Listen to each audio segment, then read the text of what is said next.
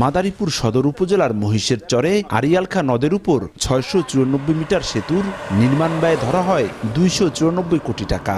নাম দেয়া হয় সপ্তম বাংলাদেশ চীন মৈত্রী আসমত আলী খান সেতু, যা ২০১৫ সালের আগস্টে উদ্বোধন হয়। প্রকল্পে সেতুর উপর খুঁটি বসিয়ে লাগানো হয় শতাধিক সৌরবাতি।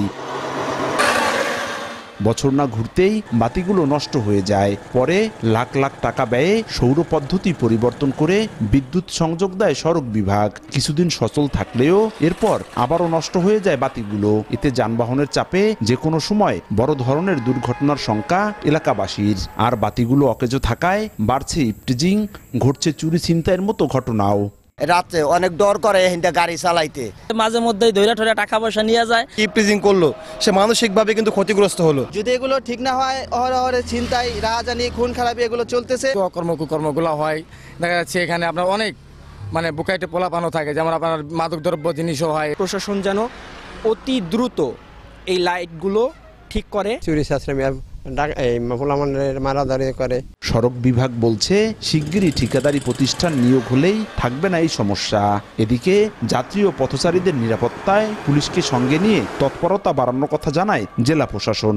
আমাদের সামনে যে ইজারা যে চুক্তিতে এই লাইটের মেইনটেনেন্স ইজারাদারের উপর, চুক্তিটা খুব শীঘ্রই স্বাক্ষর হলে এটা তাদের উপর যাবে। বাতিগুলো ঠিক করার জন্য আমরা ইতিমধ্যে সড়ক বিভাগকে জানিয়েছি। অন্ধকার থাকার কারণে যাত্রীদের চলাচল বা নিরাপত্তা সংশ্লিষ্ট যে সমস্যাগুলো তৈরি হচ্ছে সেগুলো দেখার জন্য আমরা জেলা পুলিশ এবং সংশ্লিষ্ট সংস্থাগুলো আছে তাদেরকে আমরা জানিয়েছি। সেতু দিয়ে প্রতিদিন ৩টি বিভাগের কয়েক হাজার যানবাহন চলাচল করে। ঠিকাদারি প্রতিষ্ঠানের মেয়াদ শেষ হওয়ার পর প্রায় ১ বছর ধরে নিজেরাই প্রতি মাসে কয়েক লাখ টাকার রাজস্ব আদায় করছে সড়ক বিভাগ।